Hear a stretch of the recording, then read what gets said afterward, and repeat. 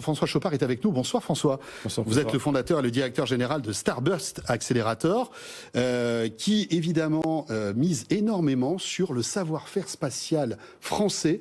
Vous accélérez des startups. Est-ce que vous pouvez nous expliquer en quelques mots ce qu'est Starburst ?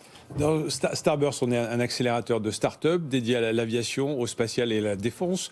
On a démarré à Paris il y a une petite dizaine d'années. On s'est étendu aux US, à Los Angeles. Aujourd'hui, on a à peu près 80 personnes dans 10 pays et on investit dans à peu près 20 start-up tous les ans. On a à peu près 80 en portefeuille.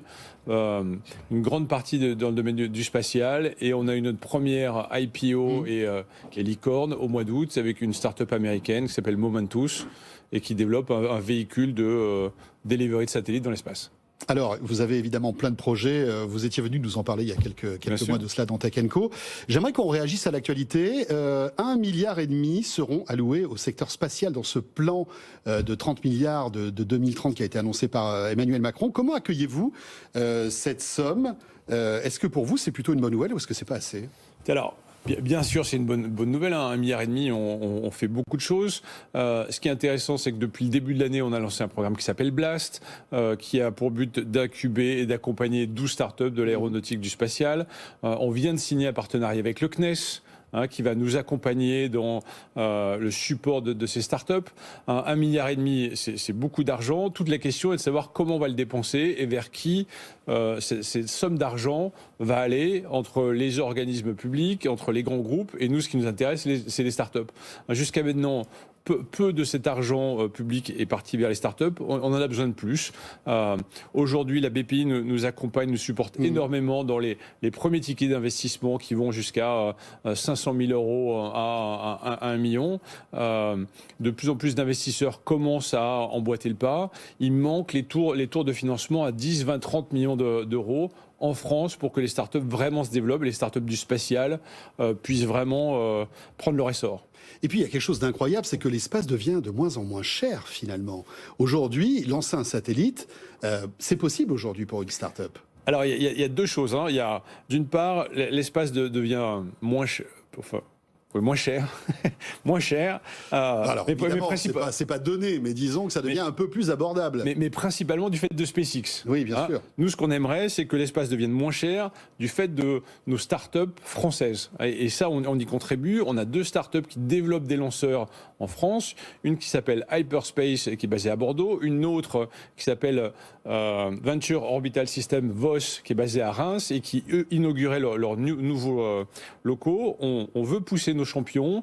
On est encore un peu en retard par rapport aux Allemands, mais on travaille avec tout l'écosystème et notamment le CNES avec qui on fait ce partenariat pour justement rattraper ce retard. On a besoin de ces 1,5 milliards qui soient fléchés vers l'investissement dans ces startups.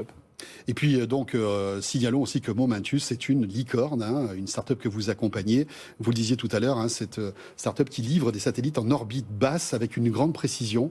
Ça, c'est un savoir-faire que cette start-up a, et donc ça décolle. C'est le cas de le dire. Et alors, exactement. Alors, c'est une start-up américaine. Ce qui est intéressant, c'est du fait de notre modèle, d'être basé en Californie, d'être basé à Paris, on apprend énormément de choses. Aujourd'hui, malgré tout, nos meilleures start-up sont basées en Californie, sont basées aux États-Unis. Mais on veut aussi contribuer à l'essor de l'écosystème français, de la deep tech, le spatial, l'aviation font partie de la deep tech. C'était dans le discours d'Emmanuel Macron. On veut pouvoir en bénéficier. On veut pouvoir flécher ça vers nos startups, ou en tout cas les startups françaises. Et c'est important d'avoir cette nouvelle démarche et de s'inspirer de ce qui se fait bien aux États-Unis pour l'appliquer en France. Gary Chaperot, juste une dernière question avant de vous laisser. Le Space Tech, donc l'une des spécificités, l'un des talents français. On voit que c'est une nouvelle thématique aussi, qui, vous le disiez tout à l'heure, qui va arriver à ce CES. Il y a de plus en plus d'entreprises technologiques qui parleront de Space Tech au CES.